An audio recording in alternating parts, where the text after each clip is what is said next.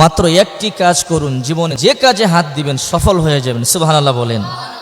সবকিছুর মালিক কে? সবকিছু দেওয়ার মালিক কে? হায়াতের মালিক কে? রিজিকের মালিক কে? ভরসা করতে হবে কার উপরে? আল্লাহর উপরে ভরসা করে যদি আপনি একটা দোয়া বেশি বেশি পড়েন, আল্লাহ পাক আপনি যে কাজে হাত দিবেন সফল করে দিবেন এবং আল্লাহর কাছে চাইতে দেরি আল্লাহ আপনার দোয়া মঞ্জুর করবেন। সুবহানাল্লাহ বলেন। বিশ্বনবী বলেন, মান লাজিমাল ইস্তিগফার, যে ব্যক্তি বেশি বেশি ইস্তেগফার পড়ে, ইস্তেগফারের সাথে আঠার মতো লেগে থাকে, বিশ্বনবী বলেন 5টা ফায়দা। কয়টা ফায়দা? 1 নাম্বার, জাআলাল্লাহু লাহু মিন কুল্লি দিকিন মাখরাজা, আল্লাহ পাক রব্বুল আলামিন সমস্ত বালা মুসিবত থেকে তাকে হেফাজত করবেন। সুবহানাল্লাহ বলেন। 5টা ফায়দা ইস্তেগফার পড়লে একটা হলো সমস্ত বালা মুসিবত থেকে আল্লাহ পাক হেফাজত করবেন। 2 নাম্বার, ওয়া মিন কুল্লি হাম্মিন ফারজা, সমস্ত দুশ্চিন্তা, টেনশন, পেরেশান, সমস্ত বালা মুসিবত থেকে হেফাজত করার মালিক কে? যদি আপনি বেশি বেশি ইস্তেগফার পড়েন, 2 নাম্বার, সমস্ত দুশ্চিন্তা, টেনশন থেকে আল্লাহ পাক আমাদেরকে হেফাজত করবেন। আমাদের টেনশনের কোনো শেষ নাই। বিদ্যুৎ বিলের টেনশন, গাড়ি ভাড়ার টেনশন, বাড়ি ভাড়ার টেনশন, গ্যাস বিলের টেনশন, টিউশনের বিলের টেনশন, বিভিন্ন টেনশন আছে না নাই? মৃত্যুর টেনশন, বিভিন্ন টেনশন। বিশ্বনবী বলেন যে বেশি বেশি ইস্তেগফার পড়বে, লাজিমা মানে আঠার মতো লেগে থাকবে, সমস্ত টেনশন থেকে আল্লাহ পাক হেফাজত করবেন। সুবহানাল্লাহ বলেন।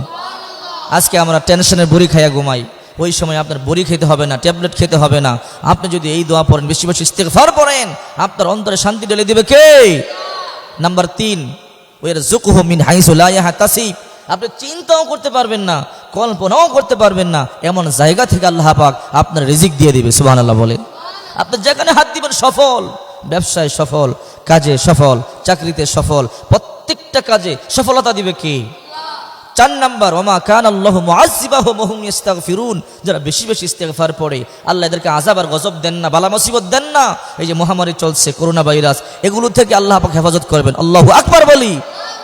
এই জন্য বেশি বেশি ইস্তেগফার পড়বেন, আযাব গজব আপনাকে গ্রেফতার করবে না। আপনার পাশে আযাব হবে, গজব হবে, কিন্তু আপনার হবে না। আপনাকে বাঁচাবে কে? 5 নাম্বার, মুস্তাজাবুদ দাওয়া, আল্লাহ পাক আপনাকে মুস্তাজাবুদ দাওয়া বানিয়ে দিবে। আপনি যখন যা দোয়া করবেন আল্লাহ পাক রব্বুল আলামিন সাথে সাথে আপনার দোয়া কবুল করবেন। সুবহানাল্লাহ বলি। আপনারা ইমাম আহমদ ইবনে হাম্বলের নাম শুনেছেন? ইমাম আহমদ ইবনে হাম্বল ছিলেন এক বড় বুজুর্গ, একজন ইমাম। 4 মাযহাবের এক মাযহাবের ইমামের নাম ইমাম আহমদ ইবনে হাম্বল। আপনারা জানেন ইমাম আহমদ ইবনে হাম্বল অনেক বড় আল্লাহর ওলি ছিলেন, বুজুর্গ লোক ছিলেন, মুহাদ্দিস ছিলেন। সারা জীবন হাদিস সংগ্রহের কাজে নিজের জীবন ব্যয় করেছেন। উনি একবার হাদিস সংগ্রহের জন্য অনেক দূরে গেলেন। যেতে যেতে রাত্রি হয়ে গেল, শীতের মৌসুম, রাত্রি কোথায় কাটাবে এই জন্য টেনশনে পড়ে গেলেন। তো উনি হাঁটতে হাঁটতে দেখে খব্বাজ দেখা যায়, অর্থাৎ রুটি বানানোওয়ালা দেখা যায়, রুটির দোকানদার। ওই দোকানের পাশে গেলেন, গিয়ে বললেন, যুবক আমি কি তোমার পাশে একটু বসতে পারি? বহু শীত, আমার কষ্ট হচ্ছে, তোমার যেই চুলা, উনুনে চুলা আগুন জ্বলতেছে, এই আগুনে হয়তো আমার একটু আরাম লাগবে। তখন ওই যুবক বলল, কোনো সমস্যা নেই, আপনি বসুন। তখন ইমাম আহমদ ইবনে হাম্বলকে তো ওই যুবক চিনলেন না। তখন ইমাম আহমদ ইবনে হাম্বল যুবকের দিকে ফলো করতেছেন, দেখে যুবক যখন আটার মধ্যে পানি ডালে আস্তাগফিরুল্লাহ পড়ে, আটার খামির বানায় আস্তাগফিরুল্লাহ পড়ে, আটা গুলে আস্তাগফিরুল্লাহ পড়ে, রুটি বানায় আস্তাগফিরুল্লাহ, তাওয়াতে রুটি দেয় আস্তাগফিরুল্লাহ, রুটি উল্টায় তাও আস্তাগফিরুল্লাহ, রুটি ভাজি আস্তাগফিরুল্লাহ, শুধু আস্তাগফিরুল্লাহ আস্তাগফিরুল্লাহ, আর কোনো আওয়াজ নাই, আর কোনো ভাষা নাই, আর কোনো দোয়া নাই।